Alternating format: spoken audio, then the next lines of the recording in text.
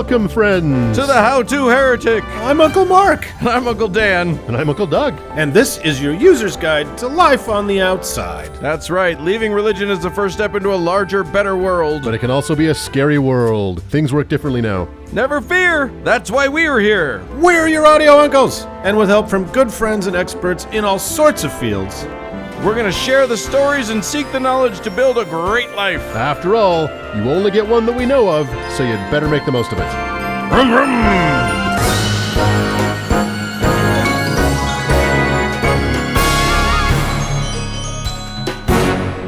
Hey guys. Well, hi. How's it going? How's it going? Oh, super good. Hey, great news. Yeah? Episode 95, hot and fresh. Holy shit. Ooh. Episode 95. Some lovin' from the oven. Brought to us by the Yarn Barn. Ooh. Oh, terrific. Yeah, new sponsor. I know For they've been... all your knitting needs, we're people don't know that we, your uncles, are knitting freaks. Every time we record, all we're doing is knitting. Yeah. We're Yeah, not you even can paying hear attention. it just We don't- clickety-click. I don't even know what you guys are saying because I'm purling twice and knitting once. It's ridiculous. And what better time to make a luxurious sweater than the dog days of summer, huh, fellas? Yes, indeed. Well, we won't let all that knitting get in the way of a good show this week. I'm going to talk about a colony where you could find some dignity. And Yes. please don't go there. And I'm going to talk about another cult, a little bit further back in history. Yeah, you. Goodness gracious! It's an oldie but a goodie. But it's one of ours. It's an us cult. Yeah. So Fair warning: there will be a naked man in a bathtub. It'll all make sense. Why? You don't know he's naked. I think he's naked. I think In my mind, he's naked. Yeah, exactly. Pruny-handed fucker that he is. And then I have a little surprise for Doug and Dan, and we're gonna see how they react. I like to shock them once in a while. Yeah. It's hopefully it's not on the genitals with a cattle prod, but we'll get to that too. So, and just again, look, trigger warning for this show. We talk about religion. There's going to be rape. There are people getting killed. There's crimes against children. Do we have to say it anymore? It's kind of the thing we do. So just be ready for that. Sort of de rigueur for the subject matter. Yeah, it's the comedy. It's the comedy we mine. So let's move on. Enjoy the show. Episode 95. Here it comes.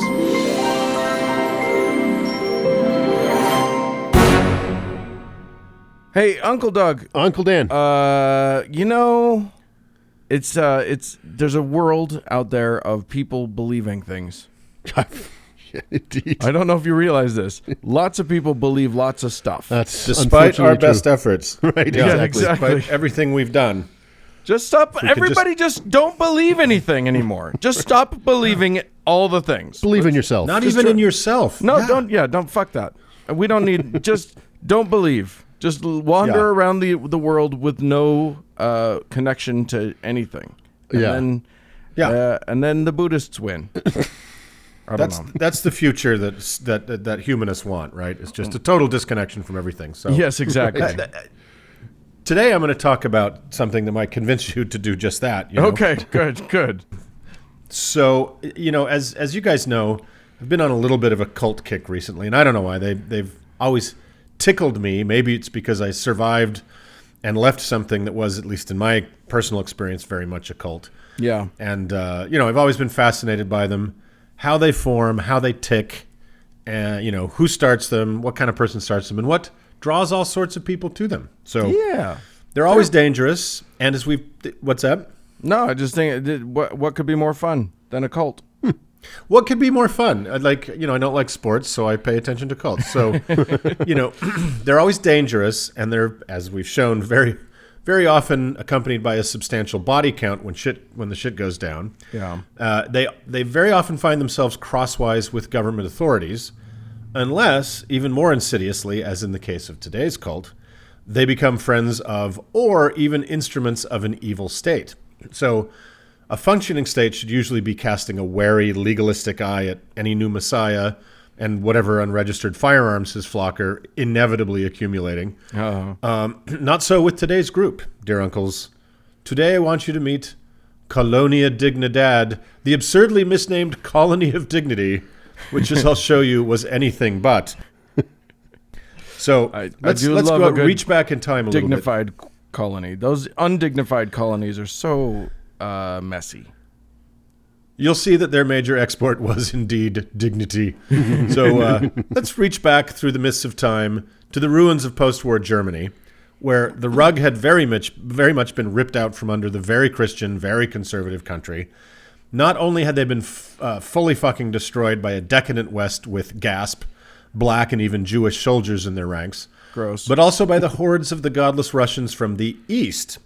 So, as this won't sound familiar at all, the nationalist clown turned messiah Hitler had led them from promises of restored glory into total ruin. One German who was fervently supported his Führer from a young age was a guy named Paul Schaefer. Schaefer joined the Hitler Youth as soon as he possibly could in the 1930s. Well, when did he and go ended up working as a nurse.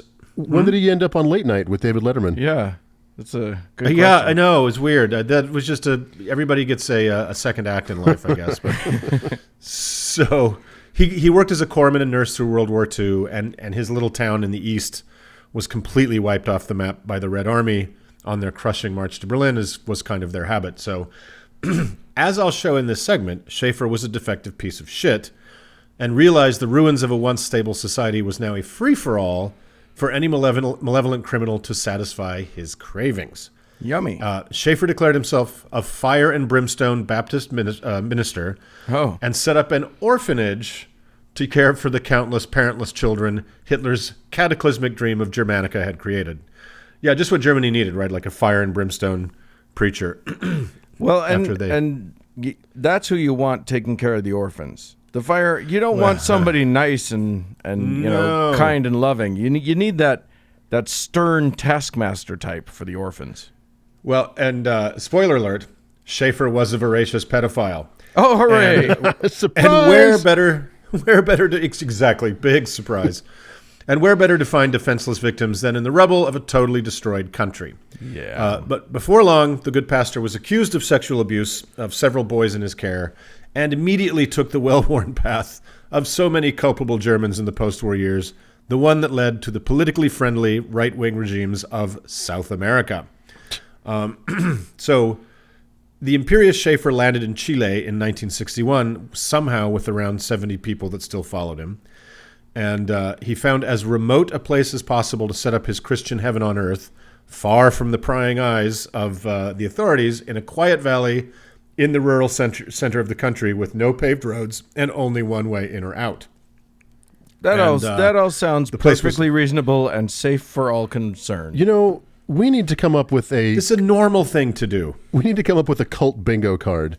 Right? Right? Like going to South America, check. Pedophile, check. Right. Yes. Yeah, exactly. Finding Weapons your caches, own, check. Finding your own tiny space where no one can get to you. Check. Right. A vacant valley somewhere in the frontier, right? Right. Literal Nazi, check.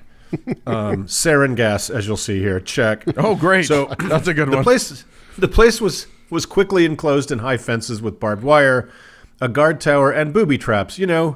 Jesus things. So work was mandatory from age 6 or 7 on. Work was agrarian to support the colony, and they did things like baking, blacksmithing, construction, etc. Workers, again, from age 7 on, worked 16 hours a day, got 1 rest day a year, and were never paid a cent. So, What? Wow. Wait, hang on. yes, What was the rest day? What day was it? I don't know. It didn't say what It's the rest day today! It's today. was. Yeah. So essentially slavery. Yeah. Right? That's what that is. Imagine the magnitude of their Monday, right? Oh, fuck. Back to work. You almost So, probably don't want the 1 rest day. Right. Like at that point, it's just torture. Well, It is. yeah. I mean, the cruelty is the point, which is, again, reflected in our own society more and more. But Although I do have to say, I will say it gets this. crazier. One of the nice things about this cult, because we talk about all the similarities between all the cults, have we had a cult that's had blacksmithing before? I say thee nay. That's the first. Well, and that's a good point. Specifically mentioned, probably not. So it gets weirder. Marriages were dissolved upon entry.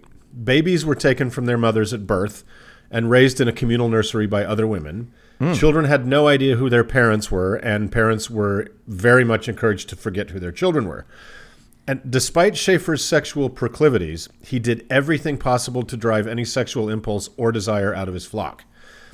Forced medicating, especially of girls, was mandatory, and both boys and girls were subjected to sustained genital electrocution with actual cattle prods to the point of near death. He saved most of his venom for women, who he clearly despised, always calling them dirty sluts and whores. So again, he's a classic cult leader. The guy's right there. Yeah. So the system of abuse and co-abuse Schaefer established was nightmarishly effective. In group sessions, he would frequently beat the shit out of men, women, and children as they publicly confessed their real or fabricated sins. Then he would hold and caress them as they bled and sobbed. He had several aggressively trained bloodhounds and, of course, German shepherds that he would just randomly sick on members of his terrified flock, even children, pulling them away at the last second. Wow. So people lived in absolute terror of him and his dogs and his lieutenants. So he had a kinder form of tough love. If you fell into his displeasure for whatever reason, you may sit at the common dining tables for as much as a week, watching everyone else eat 3 meals a day, but being denied so much as a crumb.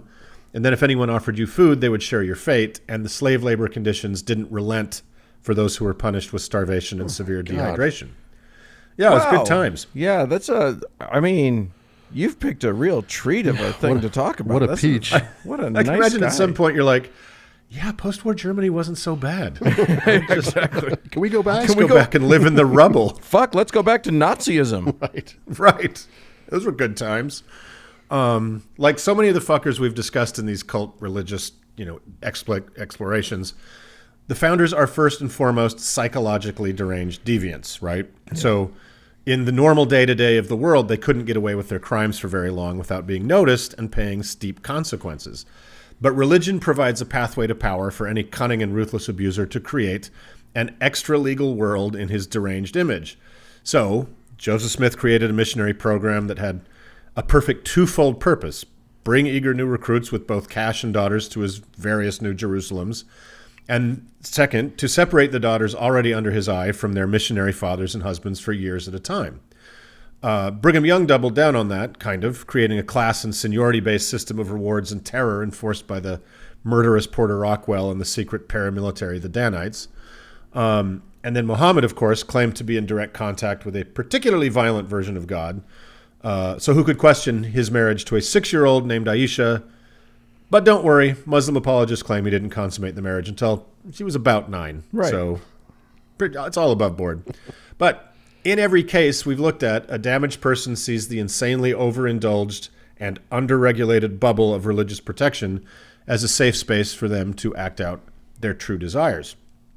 So here in Colonia Dignidad, Frank Schaefer created... did I call him Paul Schaefer earlier? I did. Jesus Christ, it's Frank.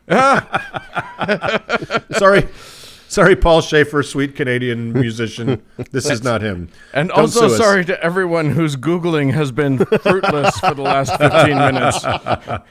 Shit. Yeah, sorry about that. Frank Schaefer. Anyway, despite its trappings of traditional Protestant German values, this place he created shattered the very idea of family and created a population of beaten mules who were too busy and too afraid to ever speak against him. And he trapped them behind barbed wire, booby traps, attack dogs, and machine guns. Schaefer's world was like one of our shitty dystopian heavens, but a million times worse and actually real. It was a heaven for one particular pedophile and monster, himself. Yeah. And the erstwhile parents of his victims were so victimized themselves and dehumanized, they were desperate to try to help him enforce the hellish order. It's things like this that make me realize, we've discussed the fact that hell doesn't actually appear in the Bible, but was an imposition onto the Bible after the fact.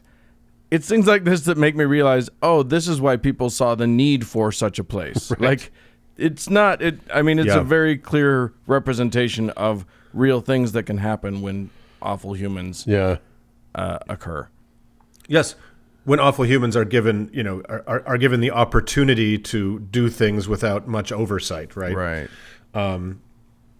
So outsiders were rarely let into the colony, and when they were, the population showed up in their Sunday best of mid-19th century happy German peasant wear, all scrubbed and smiling and singing, playing brass oompa music for the guests. Now, Douglas and I came from an extremely abusive family situation, and I only bring that up because I can attest that while I wanted nothing more than to die in my sleep or for someone to rescue me somehow, I was at the same time far more desperate to present the illusion that everything was fine, right? So whenever a company came over, the fear of our parents' rage and violence was paralyzing. So we smiled and laughed, and we told anecdotes about our pets like we were the fucking Brady Bunch. You put on your best dirndls and lederhosen. That's right. Yeah, our just about. Our finest corduroy. Our family corduroy out of the hope chest. So I kind of understand the theatrics of people stuck in the constant panic of abuse and fear. Totally. So, now it gets weirder.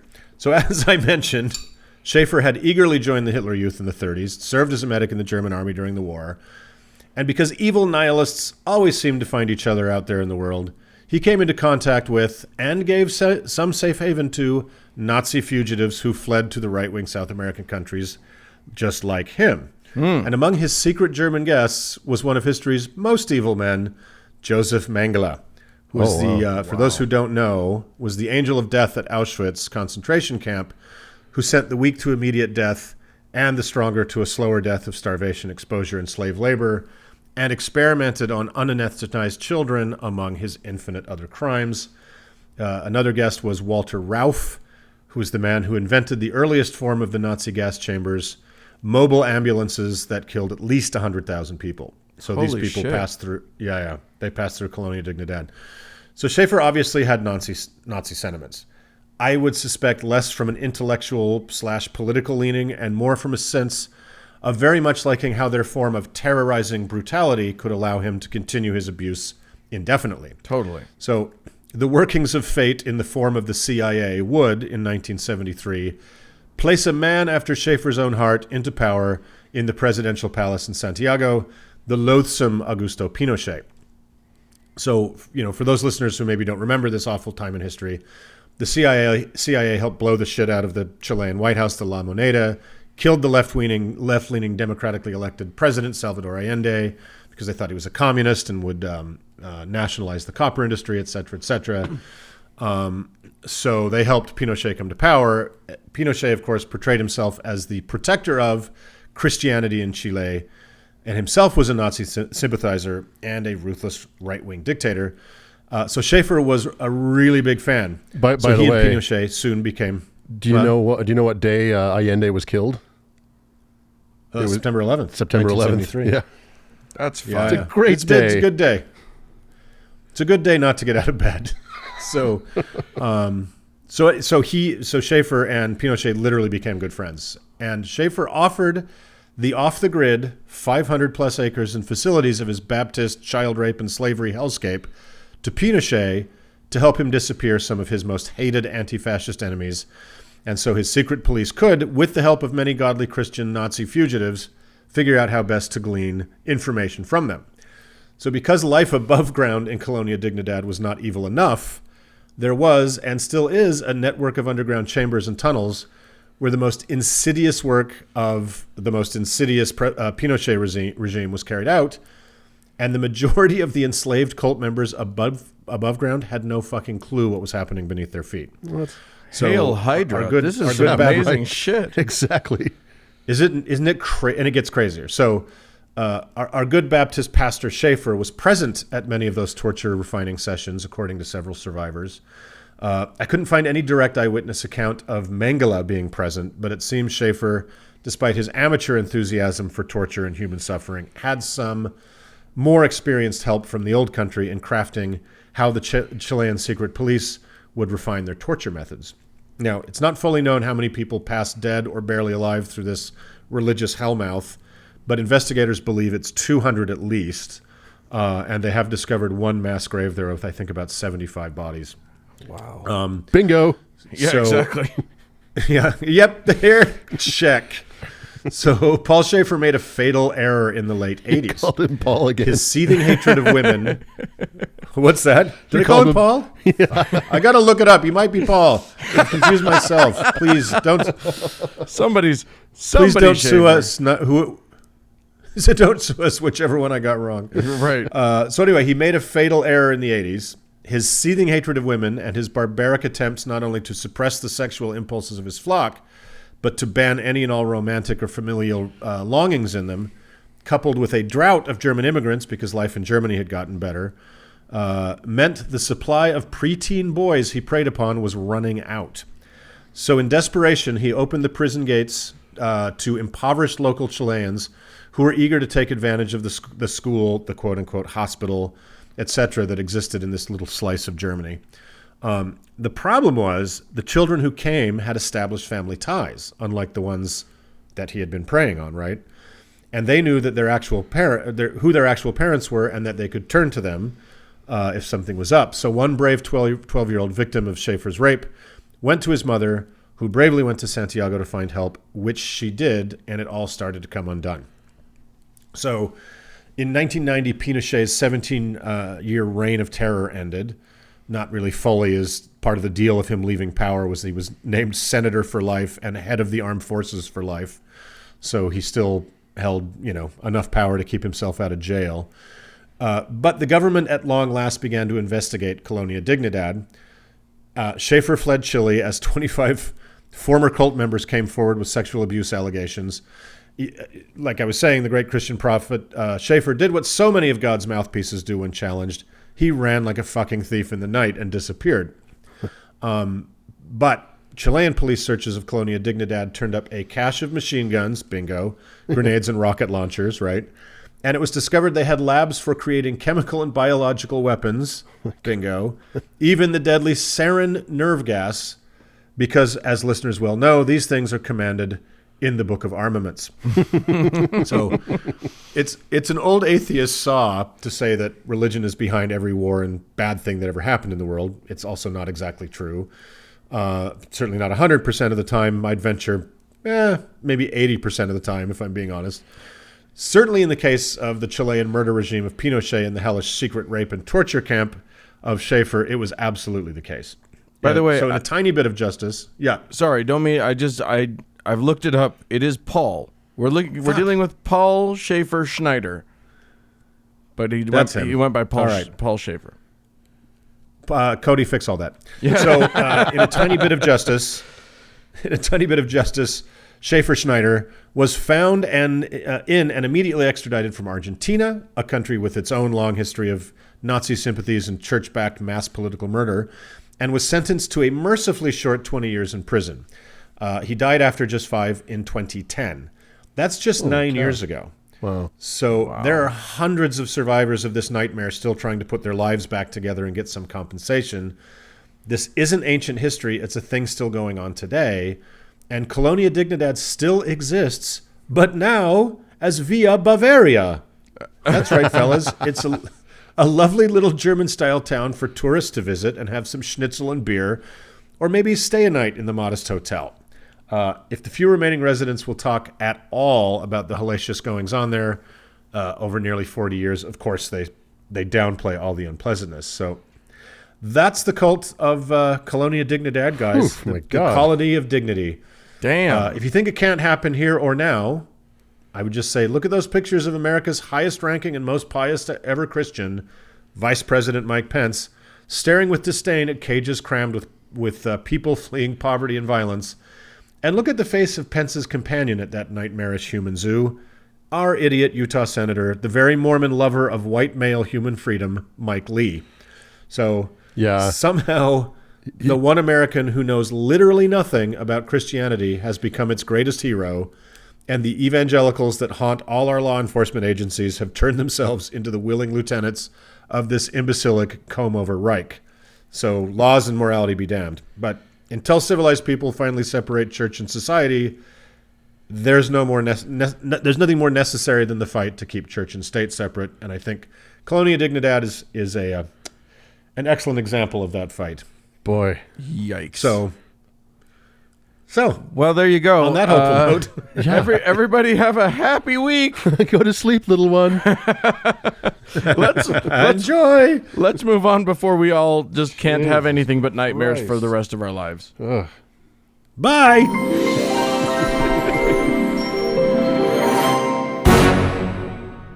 Well, Dan. What? I guess we have become fully the weekly Cult Watch report. Cult talk. I'm terrified right now. You just scared the bejesus out of me. Cult and now Conversations with the Uncles 3. It's Cultversations. I feel like we need more. I feel like we need more. I figured since Uncle Mark was going to talk about a cult with European origins, I would do him one better. All right, fucker. Yeah. One-upmanship. We'll see. We'll see. The jury's out on this one. Yeah, we're going to do a listener poll. And one uncle will die. I just did one. I won. So, dear uncles, one of the duties of being an atheist is having to hear the same criticisms from religious people over and over and over. Oh, well, it's a small price to pay for being right. We think. One of the exactly. One of the criticisms you will hear and no doubt have heard over and over is that when atheism has been tried on a national level, it has always failed. Not only has it failed, but it's turned out some of the most evil and deadly regimes in world history. The Soviet Union, Fascist Germany, Communist China, Pol Pot's Cambodia, North Korea, Jimmy Carter. Yeah. All of these were, quote unquote, atheist regimes, and look how all that turned out. I have to disagree with you on the Germany thing, because fascist Germany was well, here's the thing, ostensibly Christian. Here's the thing: is this is an apologetic that's thrown at us, is that these were atheist regimes, right? I know. I'm just saying we shouldn't participate in their apologetic. And as we've discussed ad nauseum on this podcast, and what has been coined by me right now as Uncle Doug's first rule of apologetics, the popularity of an apologetic is in direct proportion to its weakness. So the truth is, of course, that all of the aforementioned regimes were the most religious regimes in world history. It just wasn't Christianity, Islam, or Buddhism. Well, no, okay. I mean, I know that Nazi belt buckle said "Gott mit uns." Yeah, God is with us. I mean, it's demonstrably false that these were, like Germany wasn't even close to an atheistic regime. But these other countries, if anything, this apologetic is its own worst enemy, because if anything, Hitler, Pol Pot, Lenin, Mao Zedong, Kim Il-sung, they all saw the power of religious fanaticism and used it to forge their own state-centered cults. Okay. I see where you're going. Yeah. God, they were just simply replace God with themselves. They didn't get rid of the idea of God. I mean, the closest thing maybe now is, China's policy, atheistic policy, where nobody's quite looked at, right. President Xi isn't really looked at as a god, right? Right. But Uncle Mark, you and I were once upon a time were traveling in the Soviet Union, and I remember seeing billboards around Leningrad. At the we time. were there for Bernie's honeymoon. We were there to enjoy that magical time. What a time! Yeah. There were billboards around Leningrad that had the visage of Lenin and the words in Russian, obviously: "Lenin lived, Lenin lives, Lenin will live." Yeah. It was. These are highly religious societies. And no matter how many times you point out the inherent weakness of this apologetic, you are guaranteed to hear it again, oftentimes from the same person. Such is the popularity of this apologetic. What's crazy is there is an instance in history where what people are wrongly claiming about a country trying to impose atheism on the populace actually happened and failed spectacularly. Today I want to talk about the cult of reason. Whoa. This was a very short-lived experiment in true state-sanctioned atheism that we would all have heard of if it were not a small chapter in the much larger and insane narrative of the French Revolution. So you know what? It was a bit of a crazy time, but at the end of the day, nobody got hurt. That's right. It was the best of times. It was the blurst of times. Yeah. Like anyone who's read A Tale of Two Cities or Les Miserables knows the French Revolution is a complex, messy, and violent period of time. The fact that we sometimes think of the French as cheese-eating surrender monkeys is possibly one of the most historically inaccurate caricatures possible. They do eat cheese. They do eat cheese. Can I just say they definitely eat cheese? If you factor in the French Revolution, the Napoleonic Wars, World War I, and the colonial period, The French are quite possibly the most warlike, violent, and bloodthirsty culture in the history of the world. You know what? I looked up there's this great site, I can't remember what it's called, but it's got all these amazing history maps. And one of them was countries attacked by France. And it was all of them. Like literally, like Greenland. I'm like, when the fuck did France attack Greenland? Yeah, but you know why they escaped our scrutinous eyes thinking of them as violent? Fancy shoes. They always had such fancy buckles on their shoes. We all just assumed they couldn't possibly be violent. That's why we think the Dutch are such nice people. But yeah, they were a hyper aggressive nation. And so the revolution itself is pretty complex, and it's too complex to suss out here. But just for a little context, in the late 1700s, the starving, poor, and overtaxed populace of France became a bit fed up with their lot in life, especially in contrast to the lavish lifestyle of their king, Louis XVI, and his Austrian wife, Marie Antoinette, the Ivanka Trump of her time. So the populace revolted, and let's just say they took things a bit too far. One might say they lost their heads, which would be a very accurate description. The two most notable contributions from the revolution... A lot of really nice wigs got ruined. That's just right. Leave it at that. Two of the most prominent contributions from the revolution were putting heads on pikes and the guillotine. By the end of the madness that was the revolution, some 40,000 people had been sent to the guillotine. Holy shit. Yeah, wow. That mess alone is hard to comprehend. 40,000. 40,000. Sheesh. So let me tell you something. It was a good time to be in the manufacture/repair of guillotine business. The knife sharpener trade blew up. Among many others, some of the leading lights of the revolution were Maximilien Robespierre, Jean-Paul Marat, and Antoine-Francois Montmoreau. There's tons of other characters in this narrative. That fucking guy. Marat, by the way, had a skin condition that relegated him to a bathtub. Was that him? I thought that was Robespierre. No, that was Marat. He wrote a revolutionary pamphlet called The Friend of the People that was as influential in France as Common Sense was in America. So, with the monarchy overthrown and Louise and Marie's heads in a basket, Montmoreau founded the Cult of Reason in 1792. So named, the Cult of Reason. Yeah. It's always a good sign when you put cult in your own name. Exactly. So the cult's stated purpose was to unseat the Catholic Church and replace faith with reason. When you hear Alex Jones and Pat Robertson fear-mongering about atheists taking over the country and imposing their philosophy on the people, they don't know it, but they're talking about the Cult of Reason. Huh.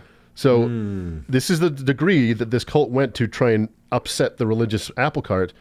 Priests who would not vow loyalty to the revolution were deported or killed, religious symbols were banned or destroyed, and churches, including Notre Dame, were converted to temples of reason. The altar in Notre Dame was removed, and an altar to liberty was installed with the inscription, "To Philosophy." Huh. Yeah. I'm interested. It's pretty interesting, right? Fascinated. This is not going to go well. A lot wasn't going well at the time. So with the monarchy gone and a very weak and chaotic central government in place, France was basically under mob rule, and every other monarchy in Europe was not exactly excited about what they were seeing in France, and so nearly every one of them declared war on France. The people became consumed by fear of enemies from within and enemies from without, mostly fueled by Robespierre, and this period would come to be known as the Reign of Terror, not to be confused with the Great Terror or the White Terror. Both were different moments in the same revolution. So it was not a good time.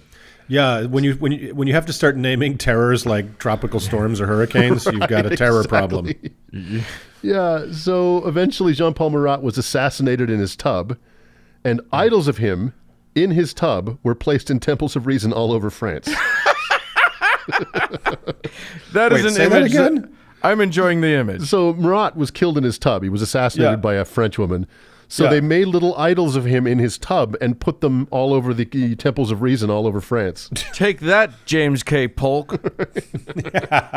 That's amazing. Was he the one that got stuck in the tub? One of our presidents got McKinley. stuck in It was McKinley? Who knows? Yeah, I think it's quite was possible. one of our fat presidents. I'm not body shaming, but I hate the current guy. I hope he gets stuck in a tub. That's all I'm saying.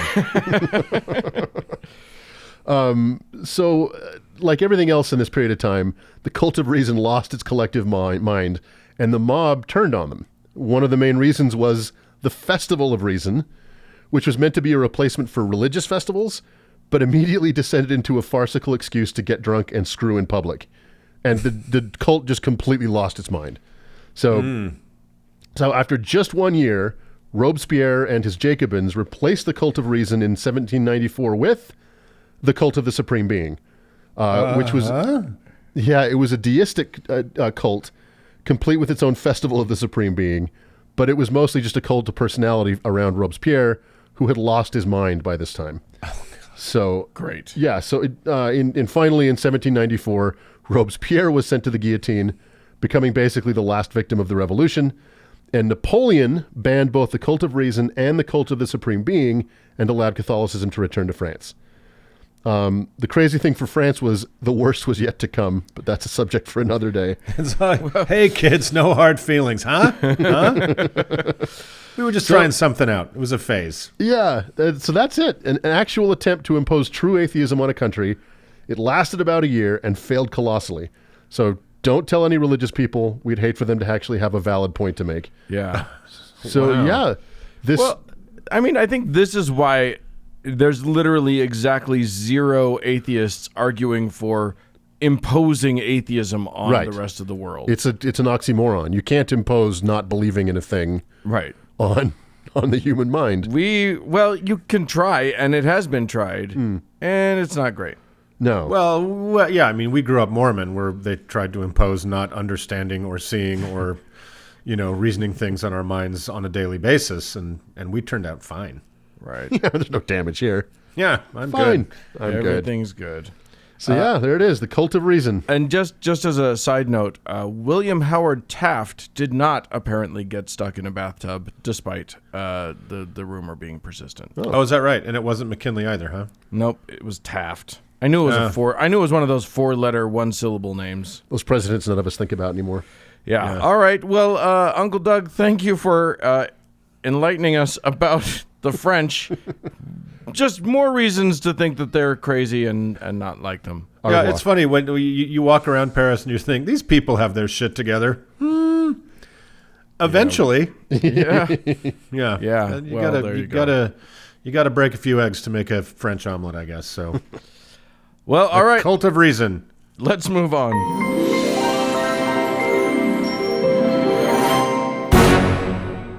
Uncles, friends. Yes. We do this show. We put in the time, we put in the effort, and we are rewarded not by some actual yarn purveyor. That's just a joke that we do. Yeah, Big Yarn is not helping us out. We don't get a thin dime from Big Atheism either. Yeah, where are those guys? Anyway, what we do get is some thin dimes from some little atheists, and we love them very, very, very much. And we owe some thanks out in the world, and I'm going to give it now. Thanks so much to Kathleen, to Roger, and to Jose, who are our 3 big donors for this week. Thank you guys so much. Thanks, guys. And we need and Uncle Mark, what should these folks do if they're listening to us and suddenly feel the urge to give? Well, what you can do is go to our website, howtoheretic.com. There's a support us link. Click on that. That takes you to Patreon. When you get to where you can put in the numbers, just put a bowling ball on the zeros and just let it ride. Just go and go and go until the police come. Maybe hit a 1 before you do that. Or a 9. Sure. And then we'll sort it out legally later. So if you can do that, that would be great. $2 a week gets you early access, and more money just gets you more. So you want more, we want more. What's the problem? I don't understand. And if you can't do those things, give us stars. Anywhere you can give us stars. Yeah, I was just going to say that we are now staring down the barrel, and I had it pulled up, but I clicked it away. But we are staring down the barrel of a landmark number of reviews, of 5-star reviews, on the old iTunes there. So if you're 500's on the horizon. If you're listening to us on iTunes, or if you're not, go to iTunes and just give us 5-star review. We're almost we could make it to 500 real quick if you would do that. So that'd be really cool. And that means something, right? We're kind of pathetic people. So do that for us if you can. And if not, why are you listening to the show? we talk about a lot of sad shit. So go do something else. If you love us, give us stars. And with that, let's move on.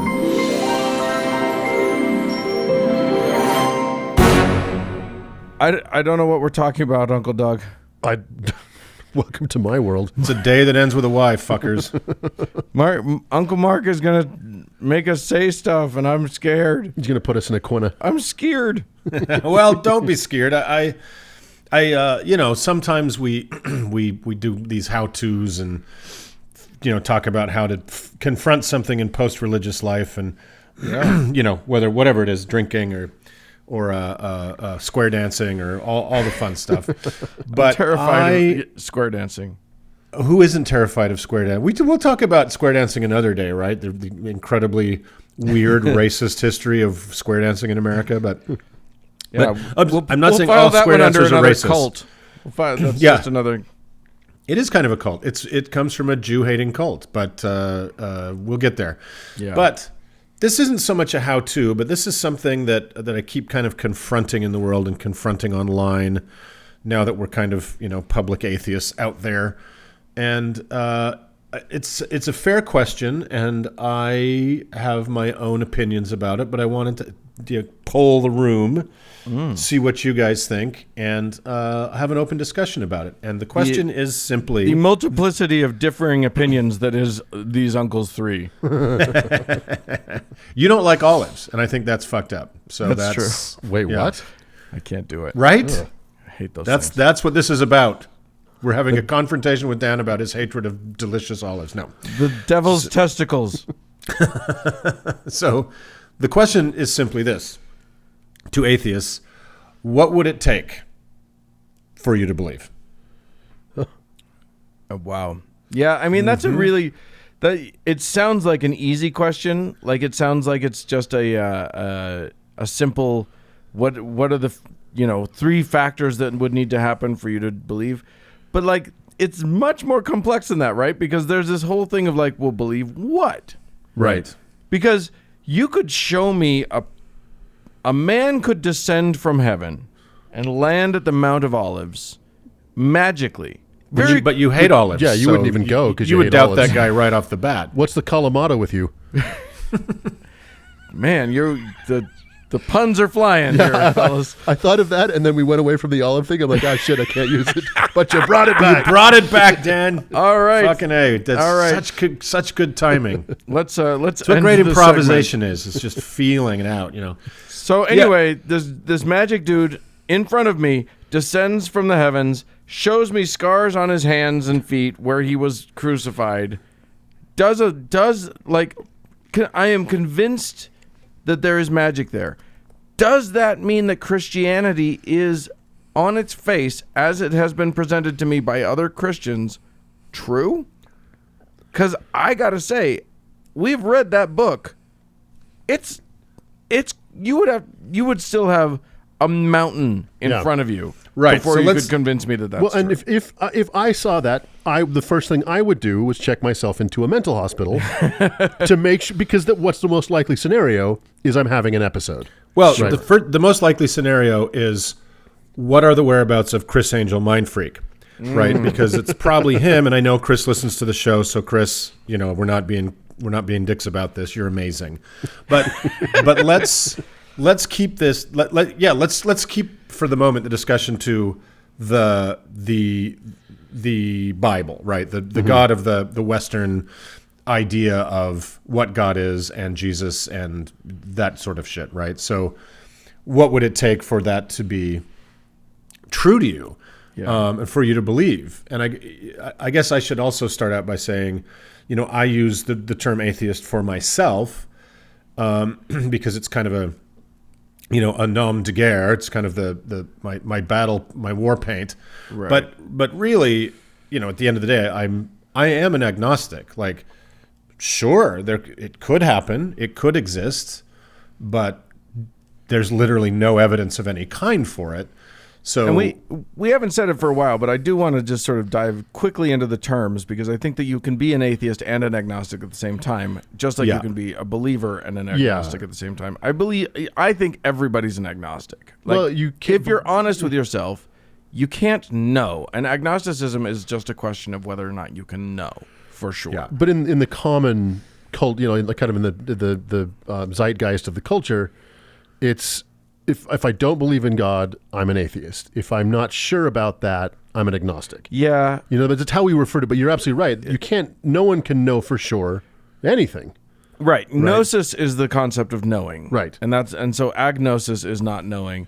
Whereas atheism is about belief, and if you don't have a belief in a God, if you're without that a specific belief in a specific God, then you are, whether you use the term or not, an atheist. You're an atheist. But in order to get me to believe in any of these things that we've spent so much time making fun of on this show, it would have to be very, very significant, whatever that thing was. When other podcaster David Michael was reading the Book of Mormon and, was told he needed to pray about it to find out if it was what's true. that called? Somebody's challenge? The Moroni's challenge. Yeah. I think it's Mormon, whatever. Who the fuck cares? He said, look, I'm gonna do this. I'm actually gonna cast it out there into the universe and ask a God if this thing is true. But here's the deal. It has to be more than a warm feeling. Yeah. You can't expect me to change my life, say goodbye to all of my friends, not say goodbye to this podcast for a warm feeling. It's got to be something more than that. Well, I'll tell you what, if he had actually decided to join the church, his podcast would have blowed up. He would have been making money hand over fist because he would have gotten the actual Mormons in on it. My point, I've always thought this. When I think about what would convert me to actual belief, I would need confirmation of divinity beyond just sort of a warm feeling. Yes. And beyond a card trick, right? Yeah. It couldn't just be fucking water to wine. It couldn't be stigmata, right? Well, it would have to be a something convincing. But then also, that's just hurdle number one. Yeah. Because once I've been convinced that there is such a thing as a God, you're going to have to now convince me that God is indeed worthy of worship. Right. And frankly, the God of the Bible is nowhere near that. Yeah. You can convince me that there's a more powerful creature out there in the universe. That's not going to be that hard. You could convince me of that if you just showed that to me. Mm-hmm. And yet, would I worship that thing? I might grovel to it because I'd be terrified. Right. And that's kind of my thinking, is that if you're asking me to believe that all the shit in the Old Testament happened, that Jesus was the literal son of a super being, et cetera, I feel like that being has to answer for some shit. Where did you go? Where have you been? And it's, to me, I don't know that I could ever, if that somehow it could be laid on the table and I saw everyone in the world, seeing the same evidence and believing this, it wouldn't be a voluntary belief to me. It would be similar to an alien invasion. Right? You may be forced to grovel, right? You might have to kneel before Zod, but that's different than belief and accepting. That's just simply, well, we're fucked because this thing can kill us all. Well, and that's the problem with the God that's presented in the Bible. Like, that God's a mass genocidal, crazy person. It's worse if he does exist. It's worse for the religious worldview if he does exist. Yeah. Because I can accept, it is what it is. A mindless, chaotic universe where bad things happen to good people and good things happen to bad people. But if there is a higher power that could intervene and didn't stop Donald Trump from getting elected, he's got a lot to answer for. Yeah, right. Not only that, but if we are talking about the frequently described omnipotent, omniscient, all-knowing, all-powerful being, then fucking just make me believe. Yeah, why all the foreplay? What is stopping you from just putting you in my brain and I get it? There is a whole bunch of foreplay or just What's the point? What are we doing here? messing around. What's going on, guy? Let's just make me be good. Otherwise, why would you program me to be bad and then punish me for it? right. Right, and create again, if we're saying this is the God of the Bible, create this baffling series of tests, and hurdles you have to get across, and very unclear parables that really can kind of mean anything, and never show your face except to this weird backwater group of kind of wandering desert people on the fringe of the Roman Empire, and then never again. Yeah. Right. And what was the point of that? Like, why would you fuck with the creatures in your terrarium so insidiously, unless you were anything but a fucking psychopath? Now, the God of the Bible certainly could be a psychopath if we take the Bible at its word. He is, right? But or just indifferent to humanity. We certainly can't presume that God is an all-loving God. No. Like that would obviously be impossible, considering how many times that God promises that he loves his chosen people the most. And also considering how much he fucks with them, let alone their enemies. Yes, he murders billions of their enemies, but like he fucks with his own chosen people a lot. Constantly. Yeah. Well, you would too, because they were super shitty at being chosen people. Let's be honest. Like, well, we've discussed many times on the show. They had no talent for it, right? They just could not be trusted to make it from one Sabbath to the next, right? Without accidentally, they'd trip and there would be an idol in front of them. All They without did not graving have a fucking image. Exactly. They did not have object permanence. The second No, they didn't Moses have God disappeared. permanence. Exactly. Yeah. But to back to the point, I don't know if there is anything. It would have to be what brings us to have faith and believe in anything outside of the religious world. It would have to be scientifically testable and repeatable experimentation, right? Yeah. Like, I mean, otherwise, history is replete with mass delusion, right? Yeah. There was the what's the one in Portugal, the miracle of Fatima, right? Right. It was a mass delusion, and it does happen. And so, a lot of people could feel like they witnessed a thing, or received some kind of information, but it is almost always, in the times that it can any proofs can be brought to bear or any scrutiny, it's something else. They forgot which way east was. yeah, and that's exactly right. It would have to be something that could not be explained in any other way. Psychosis, mass delusion, coincidence, physiological reaction to something. It would have to be something that could stand on its own. But again, even then, that's just so one hurdle. That's just one step in a really long hallway of steps that you're going to have to walk me down before I believe again. Either that or, give me some combination of temporal lobe epilepsy and madness, like otherwise it's just, there's too many. The problem is that we, the three of us especially, aren't prone to going with our guts or going with our happy feelings or going, you know what I mean? Because we recognize how fatally flawed feelings are as guiding forces in our lives. Because we've all had some really bullshit feelings, I'm pretty sure. Right. And mostly Mark. I'm having one now. Religious people often kind of see it as a binary. Like you believe or you don't, and if you don't, it's because you had a tragedy and you're pissed off at God, and you will confess on your deathbed or something like that. Okay, can I just jump in there? That makes me so crazy. The way that religious people are like, well, you're just angry at God. That's why you're an atheist. And it's like, hold on. If I believed the God you believe in existed, right, I would be terrified of fucking being angry at him and pretending I don't believe in him. Exactly. Because I know what he's going to do.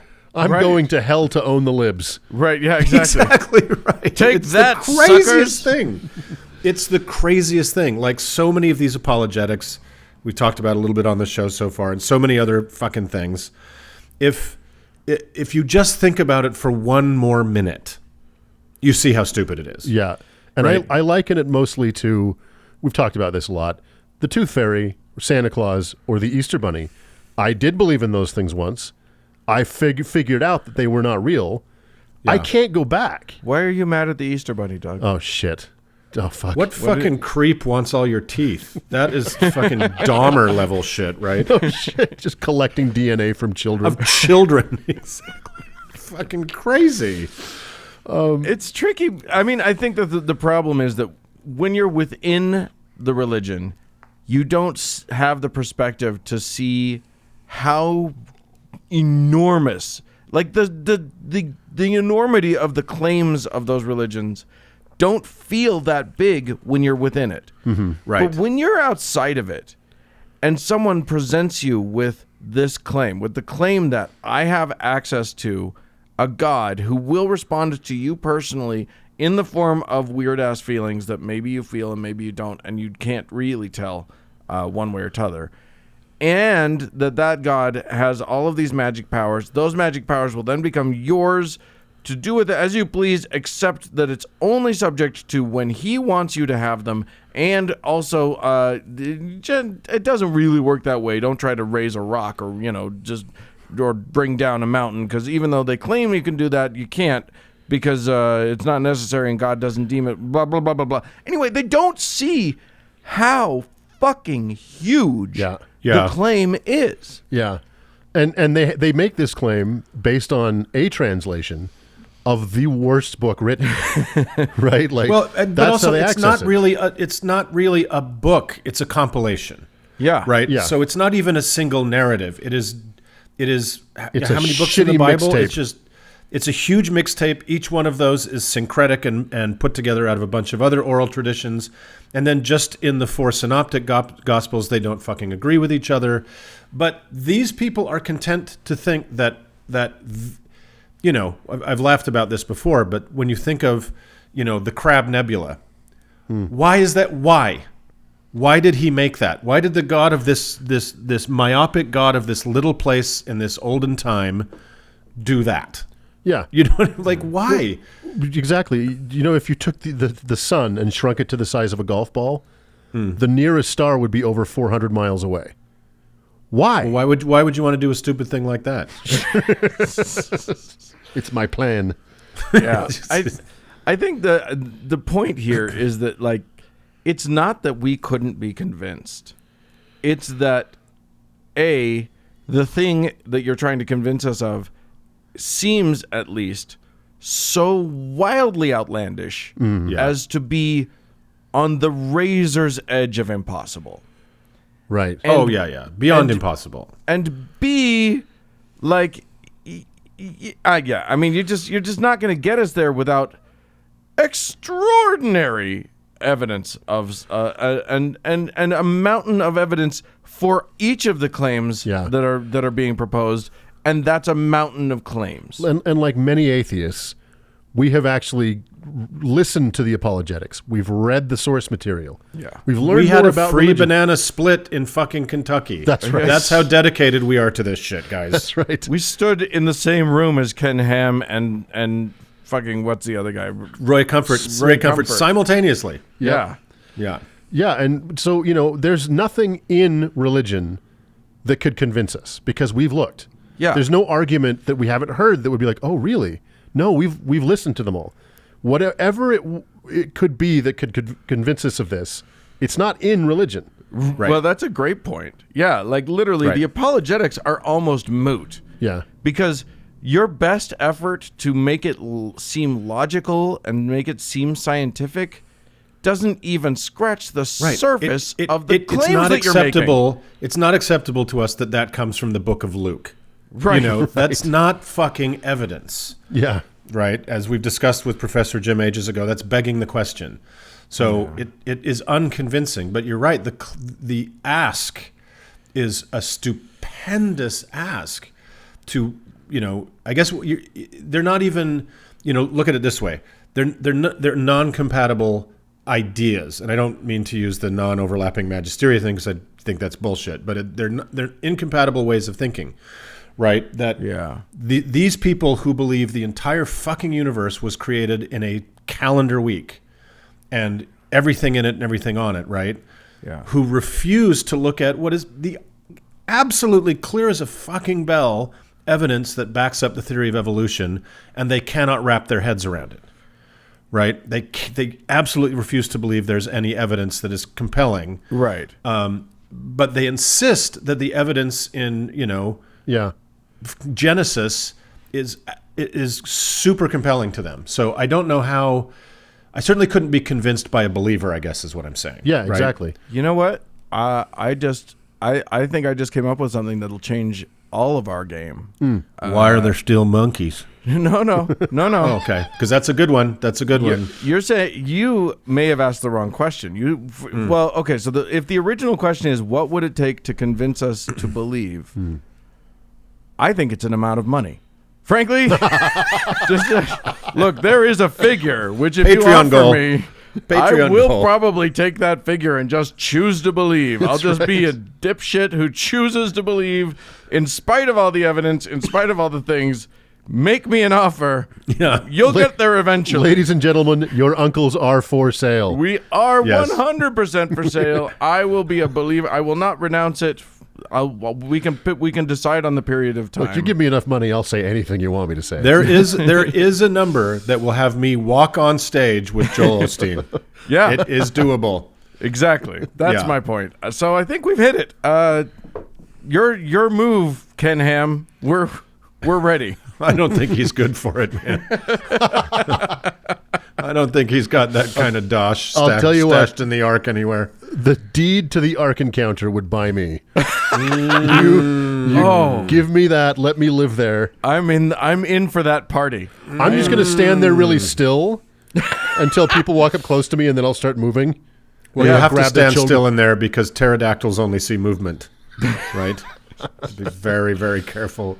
Okay, Oh, that's my God. that's a perfect place to end this. There is a road to belief, That's right. It's paved with and gold. it means destroying Ken Ham's dream. So if you can hook us up, Christians, we'll fucking do it. we know you're listening. We will completely recant everything. That's right. Yes. So Dan All is now a right. believer. I get it. It's perfect. We solved this. I think we should move on. Let's do it.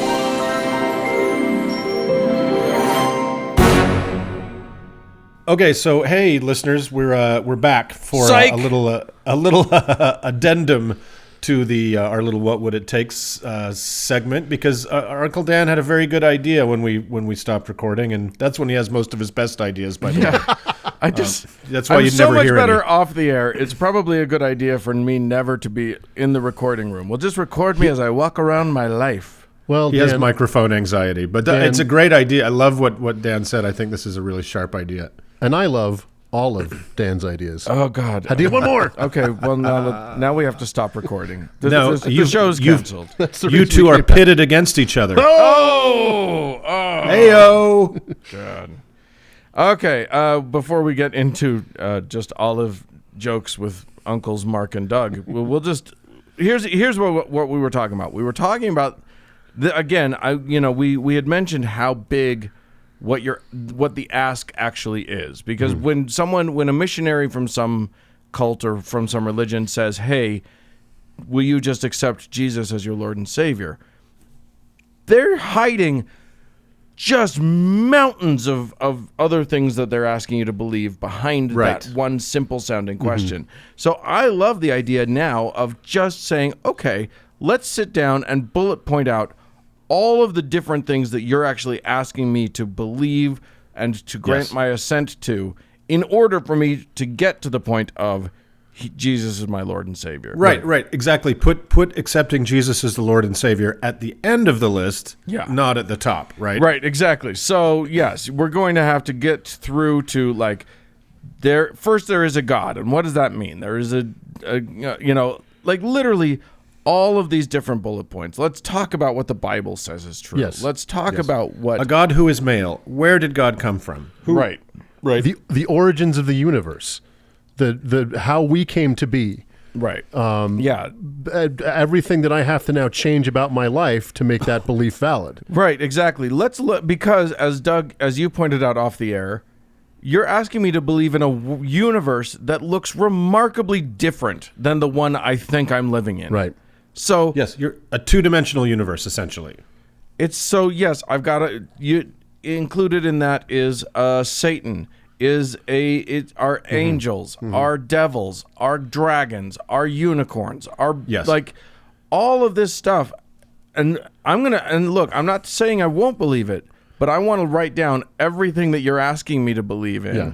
Do you even know that you're asking me to believe all this stuff? Right. Like, And I can't believe in the divinity of this human sacrifice.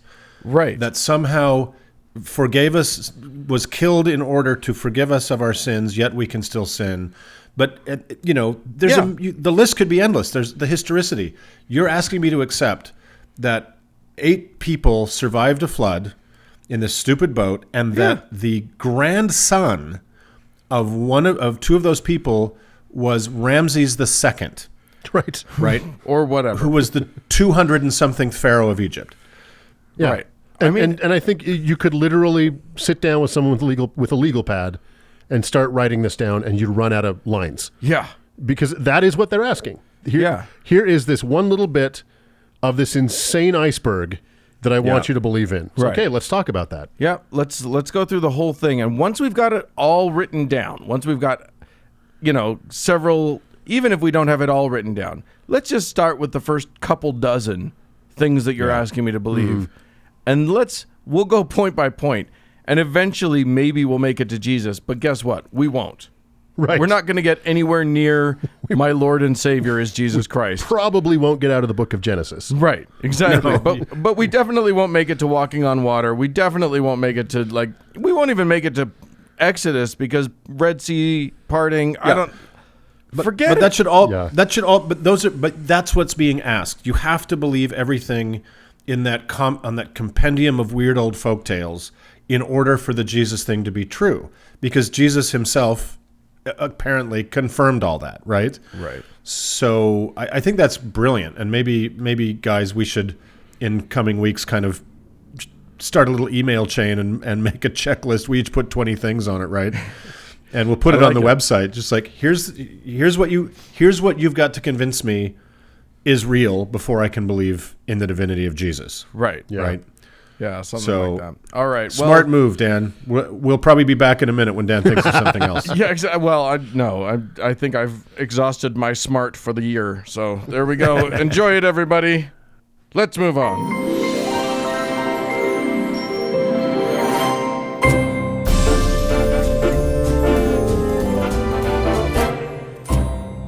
Well, friends, that's it for this week's show. Hey, we'd love to hear from you. If you have olive puns you need to share, send us an email, howto@howtoheretic.com. Or if you died in the bathtub, you can leave us a voicemail at 903-88-HOW-TO, which is 903-884-6986. And I'm also fairly active on Twitter at howtoheretic. Thanks to our patrons. We love you guys. Thanks to Cody Layton for editing the show. And thank all of you for tuning in. Bye, friends. Ta-ta.